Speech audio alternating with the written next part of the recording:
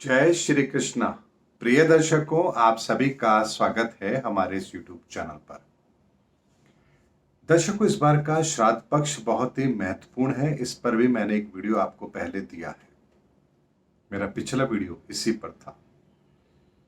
लेकिन दर्शकों, इस बार श्राद्ध पक्ष में एक और घटना हो रही है और वो भी बड़ी विचित्र है। विचित्र इसलिए कहूंगा क्योंकि श्राद्ध पक्ष होता है, पितरों को समर्पित होता है और उसी समय पर 14 अक्टूबर को सूर्य ग्रहण भी होगा।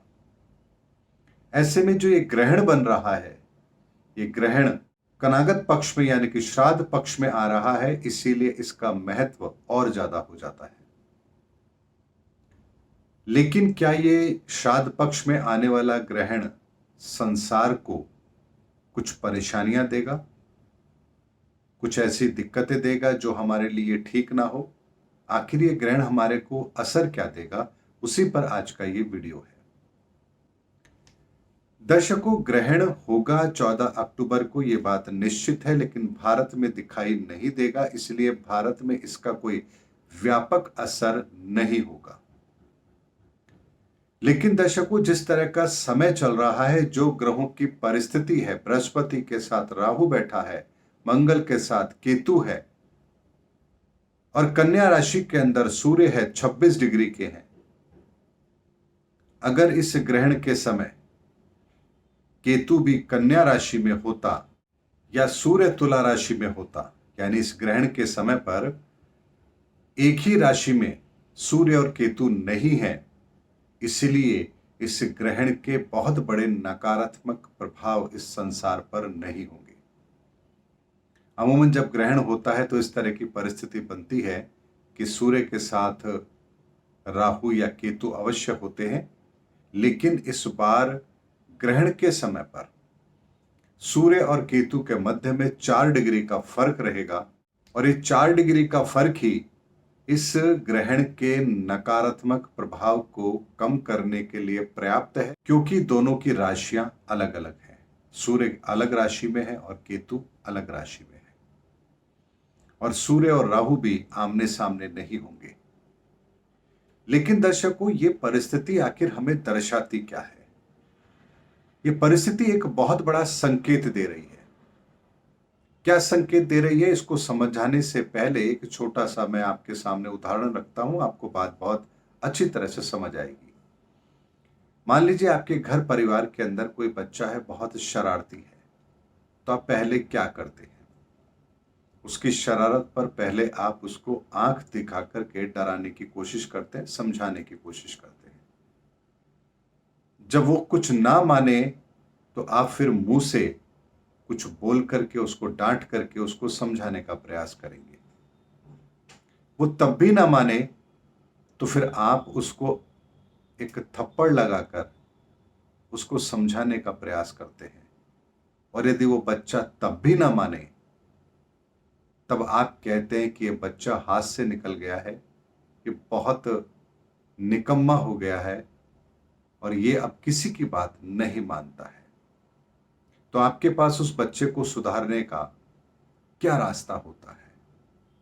आप असहज होते हैं और आप कुछ ऐसे विकल्प की तलाश करते हैं जिससे वो बच्चा रास्ते पर आ जाए। ठीक ऐसे ही परमपिता परमात्मा भी हम बच्चों के साथ यही खेल खेलता है। जब हमारी हरकतें किसी सीमा को पार करती हैं तो पहले वो हमें समझाता है, अगली बार वो कुछ और कठोर तरीके से समझाता है, उसके बाद कुछ और कठोर कदम उठाता है, लेकिन देखता है ऊपर वाला भी कि हम नहीं सुधर रहे, तो फिर वो अंतिम विकल्प हमारे ऊपर अप्लाई करता है और वो होता है रीशफलिंग, यानी कि दोबारा से पुनर्स्थापना। और इस समय पर यही हो रहा है। अगर इस समय पर ग्रहण के समय जो ग्रहों की परिस्थिति बन रही है, श्राद्ध पक्ष भी है, और यदि केतु सूर्य के सानिध्य में एक ही राशि में होता तो इसके बहुत बड़े नकारात्मक प्रभाव इस संसार पर होते। लेकिन चूंकि ऊपर वाला एक और अवसर दे रहा है हमें, ये शायद उसका अंतिम अवसर है, ऐसा ग्रहों की परिस्थिति से मुझे नजर आ रहा है, शायद अगली बार वो हमें मौका नहीं देगा। इसलिए एक आखिरी प्रयास ऊपर वाले का हम इंसानों को समझाने के लिए है, और ये ग्रहण के अंदर जो ग्रहों की परिस्थिति बन रही है वो ये बताने के लिए पर्याप्त है। ग्रहण का समय और श्राद्ध पक्ष दोनों का कॉम्बिनेशन, अर्थात दैवीय शक्तियों का आपके विरुद्ध होना या आप तक दैवीय शक्तियों की कृपा का अवरुद्ध होना, ये पूरी पूरी तरह से इस बात का संकेत दे रहा है। लेकिन अभी भी एक रास्ता उसने हमारे लिए छोड़ा है।